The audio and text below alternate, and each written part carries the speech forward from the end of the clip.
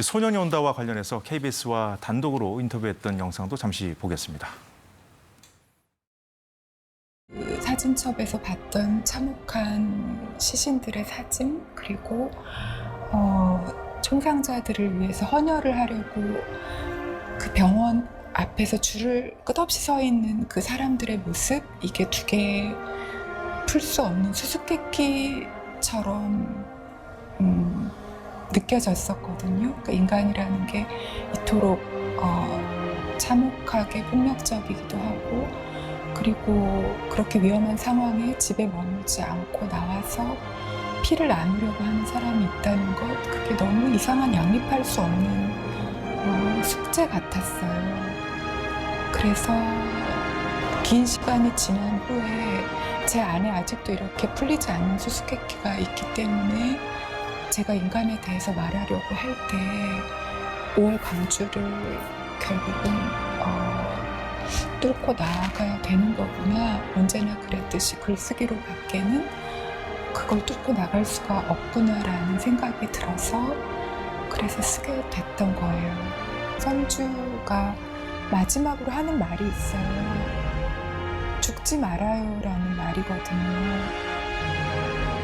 근데 제가 이 소설을 쓸 때 1년 반 동안 썼는데 그런 과정에서 5장을 마지막까지 좀 붙잡고 있었어요. 그래서 사실상 그 소설에서 마지막으로 쓴 문장이 그거예요. 죽지 말아요 라는 문장인데 그 말을 쓰고 싶었어요. 네, 오영혁 교수님. 네. 채식주의자가 미학적 관점을 우리에게 보여줬다면 그 4.3 사건, 제주 4.3 사건과 광주 5.18까지 현대사를 본인 특유의 문체로 다룸으로써 자기만의 길을 개척했다, 이런 평가를 받아왔죠. 네, 그렇습니다. 소년이 온다, 이것은 잘 알려져 있지만 5.18 민주화, 광주 민주화 항쟁을 소재로 다룬, 그래서 작별하지 않는다와 마찬가지로 한국의 역사적 트라우마를 소재로 다룬 그런 작품입니다.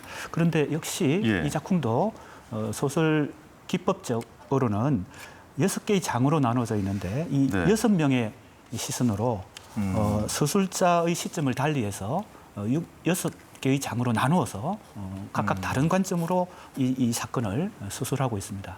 이것도 이 소설의 구성과 시점과 화자의 서술자의 이 관점을 소설적 장치로 활용한 것이 주제 의식뿐만 아니고 소설 미학적으로 높은 평가를 받았다, 이렇게 말할 수 있겠습니다.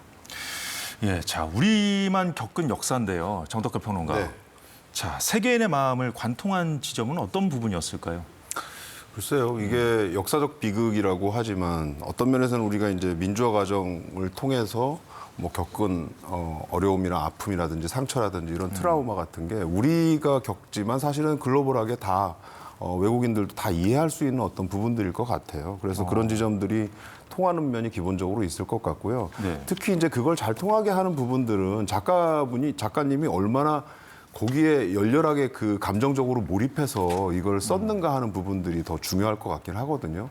실제로 작가님이 그런 말씀 하셨어요. 이게 너무 비극적인 얘기를 계속 다루다 보니까 힘들어 죽겠다는 거죠. 본인이 너무 이걸 버티기 힘들다. 그래서 제가 어느 인터뷰에서 봤는데 너무 인상적인 내용들은 한 문장 쓰고 뭐 몇 시간을 울고 했던 그런 얘기들을 좀 하셨거든요. 그만큼 깊게 몰입해서 빠져서 그 작품을 쓰셨기 때문에 거기에 나오는 절절한 역사가 그냥 역사 한 줄이 아니라 그 안에 실제 살았던 사람들의 이야기나 이런 것들의 감정들이 그 문장을 통해서 정확하게 좀 전달이 되지 않았는가 하는 생각이 들고 그런 진정성은 사실은 글로벌 어디도 가도 사실은 다 통한다고 저는 생각을 합니다.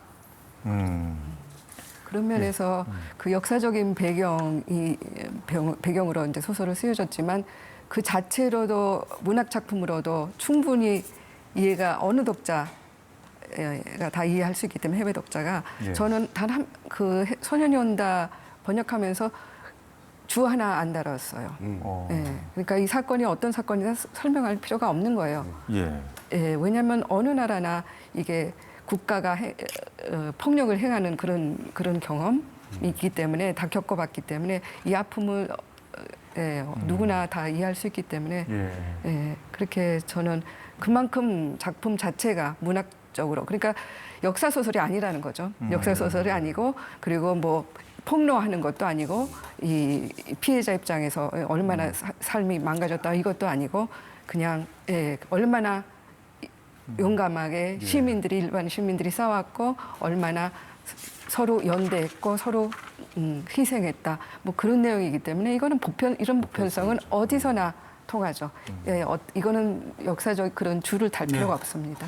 교수님 말씀에 덧붙여서 지금 작별하지 않는다 그리고 소년이 온다가 한국의 역사적 사건을 다루고 있긴 하지만 이게 왜 세계적인 보편성에 공감을 일으키나 하면 제가 볼 때는 이 역사적 사건을 단순히 정치 사회적인 관점에서 그런 담론으로 이 소설이 진행되는 것이 아니라 그 역사적 사건을 개인의 고통과 내면에 깊이 침잠하는 그러한 이 전환을 이루어서 이 작품이 계속 집중하고 그쪽에 집중하기 때문에 인간성 내면의 어떤 근원적인 어떤 본질적인 어떤 영역까지 삶과 죽음 그리고 과거와 현재 이런 어떤 근원적 주제에 도달하기 때문에 그것을 전환해서 이 작품을 역사적 사건을 형상화하기 때문에 그것도 보편성을 확보하는 데 도움이 된 것이 아닌가 이렇게 생각합니다. 예, 잘 들었습니다.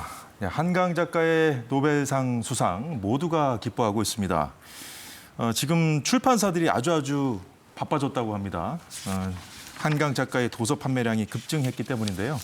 자, 온라인 서점 예스24의 오늘 발표에 따르면요. 노벨문학상 수상 직후에 실시간 베스트셀러 1위에서 10위까지가 모두 한강 작가의 책이었다고 합니다.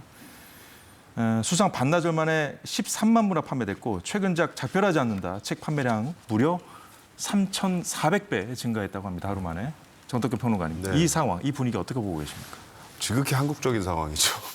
한국은 지금까지 이게 평상시에 이게 관심을 가져야 되는 부분인데 꼭 이런 일이 벌어졌을 때 굉장히 이제 집중해서 사실 저는 좀 그게 놀라우면서 좀 씁쓸하기도 하거든요. 3,400배 증가. 1위부터 10위까지 꽉 차 있다. 물론 이 순위로 따지는 것도 좀 그렇긴 하지만 저는 이런 게 사실 좀 물론 여기 굉장히 축하할 일이고 좋은 일이고 또 이걸 통해서 좀 출판계나 이쪽에서 좀 붐도 좀 생겨나고 하는 그런 것들을 바라긴 하지만 그게 너무 한꺼번에 이렇게 확 쏠리기보다는 좀 평상시에 문학에 대해서 좀 관심을 가지고 이게 일반 저변이 좀 생겨서 그냥 우리가 만나서도 문학에 대해서 서로 얘기할 수 있고 이런 분위기여야 되는데 지금 이제 갑자기 쏠린 어떤 시선 이거 당연히 이해되긴 하지만 그런 측면들이 또 한국 그 어떤 문화적인 특징이라는 생각을 좀 들면서 약간 씁쓸한 면도 있습니다. 예.